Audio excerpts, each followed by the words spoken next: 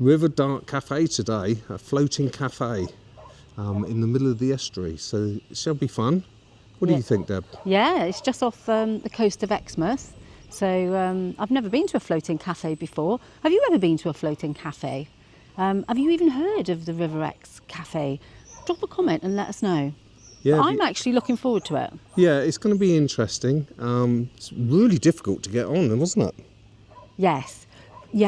I think I tried to book online because you have to pre-book, and it only gave me one date for the next 3 months, I think. So let's hope it's as good as the hype, because clearly there's a lot of hype around it. So we're here to give an honest review. Yeah, so come along and see what you think. Please do.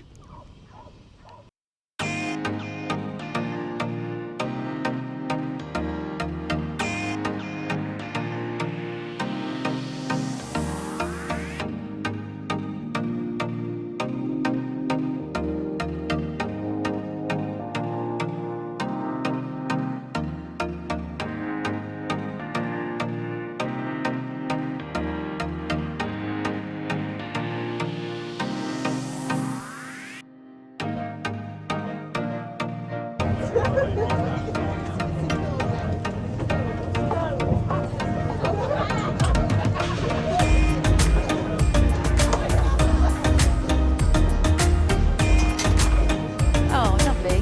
Thank you very much. Okay, thank you. This is lovely, isn't it? It is, isn't it?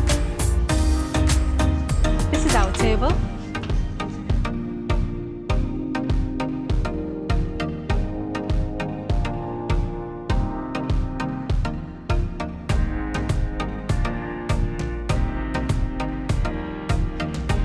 So, they've clearly given us the best seats in the house. We're right up on the top deck and stunning, stunning views. How lucky are we? They've just brought the menus over, and I've noticed there's quite a lot of gluten-free options on there. Obviously, me being celiac, as you all well know by now. But the disappointing thing for me straight off was I liked the idea of something on the starter menu, which was an onion bhaji, and I really fancied fish and chips, because this is quite a big fish place by the looks of it, which makes sense because it's in the middle of the estuary. Yes. But I can't have either of them. So for me, straight away, that's a bit disappointing, and I am a bit gutted. However, having said that... They did explain, didn't they? They did explain it's because they can't have... There's only so many fryers and stuff that they can have on board. Yeah, they've only got one fryer, so and it's obviously because of the cross-contamination. So if you just have a gluten allergy, I'm sure you'd be fine. But obviously with celiac, I can't risk it. So, but I think I'm going to be fine, because there's plenty of other things on here. And our server, Kate, was lovely. She basically said that, you know, they can do me any kind of fish, but without a batter, obviously, and maybe with some potatoes. So I'm going to take a bit of a deeper dive into the menu. But it's a lovely looking menu, very well laid out, with lots of choices. So I'm sure I'm going to find something, and we'll see what Patrick chooses in a minute. So, I think I'm going to go for the grilled king prawns, whiskey maple spring onion salad. Lovely. Is that what the prawns come with? Yeah. Are they garlic prawns? It doesn't say, actually. It just says grilled king prawns, and it's got gluten-free or DF on there. Okay. And then on the main, I'm going to go for my good old favourite Darts Farm beef burger, which is a brioche bun, burger sauce, red onion, tomato, baby jam, fries, dressed salad, and I think I'll add some cheese, which is an extra. Sounds nice. But that sounds good to me, with a nice glass of wine to wash it all down. Happy days. Happy days indeed.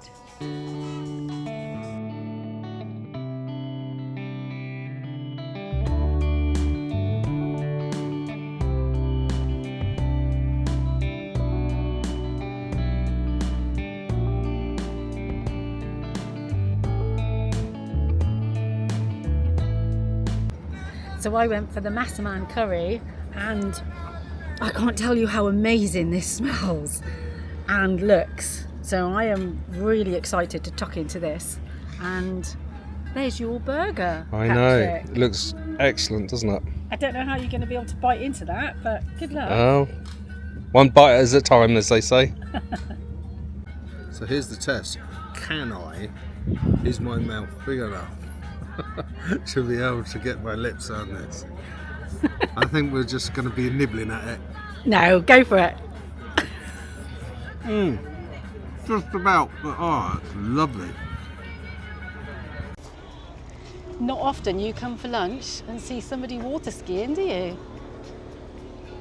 Wow, look at that. Especially in the UK.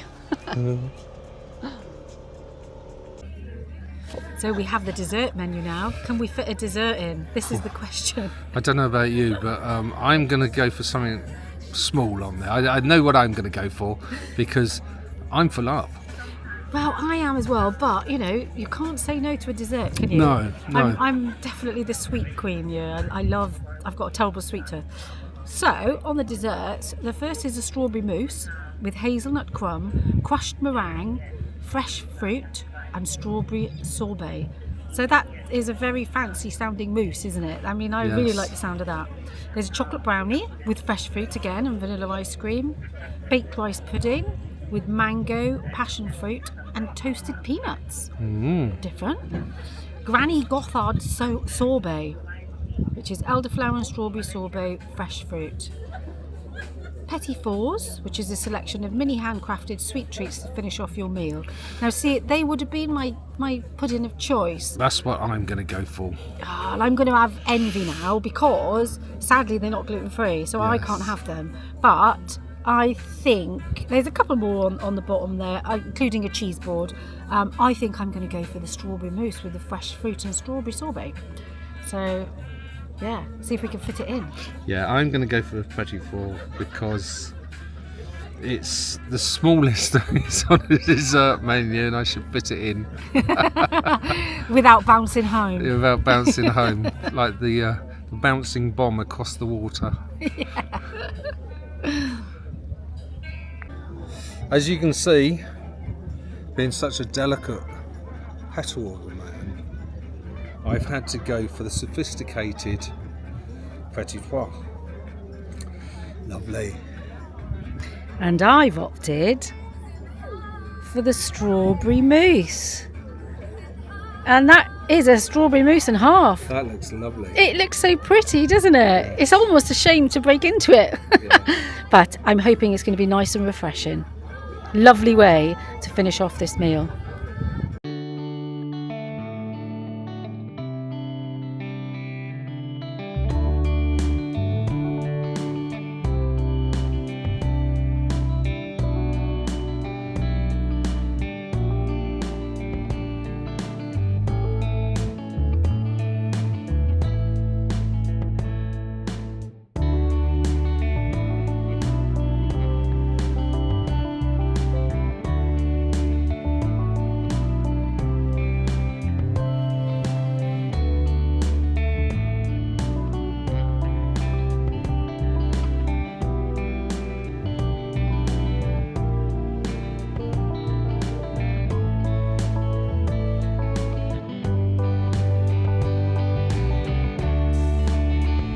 So that was nice. I enjoyed that.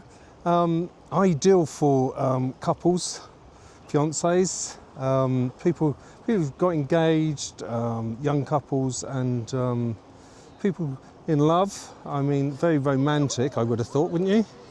Yeah, or birthdays. There was a birthday celebration going on there while we were there today. Yeah. But where we were, right in the top part, was the exclusive area, shall we say. Yeah. And that did have a premium of an additional £50 per table.